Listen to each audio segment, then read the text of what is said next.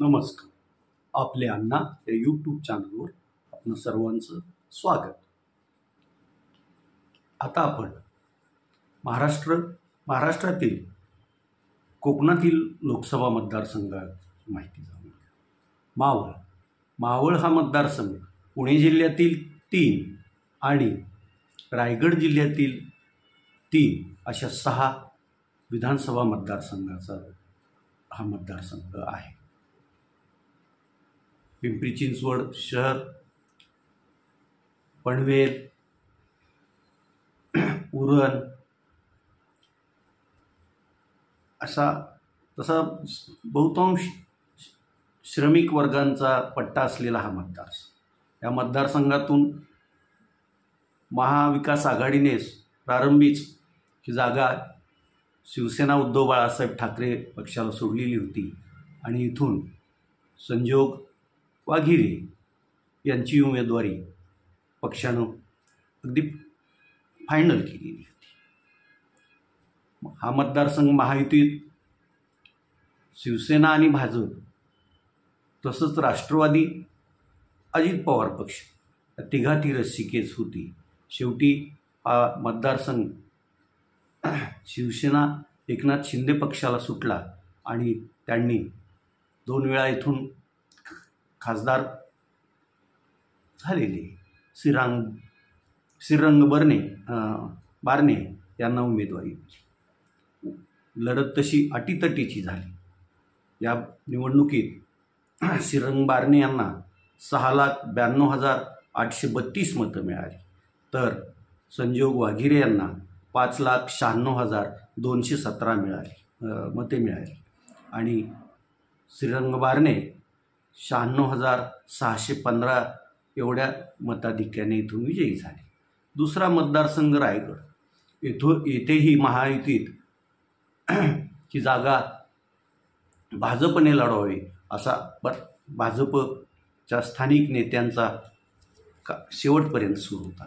पण शेवटी ही जागा राष्ट्रवादी अजित पवार पक्षाला सुटली आणि इथून राष्ट्रवादी अजित पवार पक्षाचे राज्याचे अध्यक्ष सुनील तटकरे यांना उमेदवारी देण्यात आली.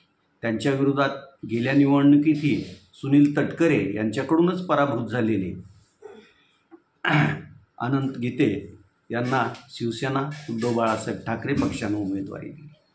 लढत काटेकी झाली. इथं सुनील तटकरे यांना 5,08,352 मते मिळाली, तर अनंत गीते यांना 4,22,568 मतं मिळाली होती. इथे 82,784 एवढ्या मतांनी सुनील तटकरे दुसऱ्या वेळी खासदार म्हणून निवडून आले. सर्वांचं लक्ष होतं ते रत्नागिरी सिंधुदुर्ग लोकसभा मतदारसंघाकडे.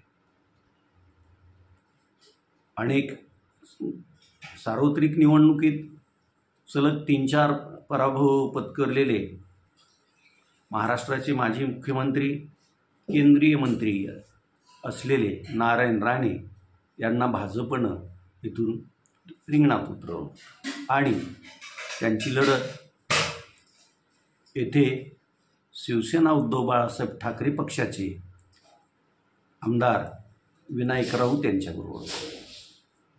या लढतीत राऊत बाजी मारतात की राणे परत सार्वत्रिक निवडणुकीत विजय होऊन आपलं हे सुरू करतात याकडे लक्ष होतं. येथून नारायण राणे यांना 4,48,514 मतं मिळाली, तर विनायक राऊत यांना 4,656 एवढी मतं मिळाली आणि कसेबसे नारायण राणे या मतदारसंघातून 47,858 मतांनी विजयी झाले. नारायण राणेंचा विजय म्हणजे कोकणात भाजपचं हे करण्याचं हे आहे असं हे करून ते त्यांचं हे सुरू होतं. आता भाजपत उत्साह आहे आणि त्यांनी त्याचा उत्सवही साजरा केला. तुर्तास आज एवढंच. धन्यवाद.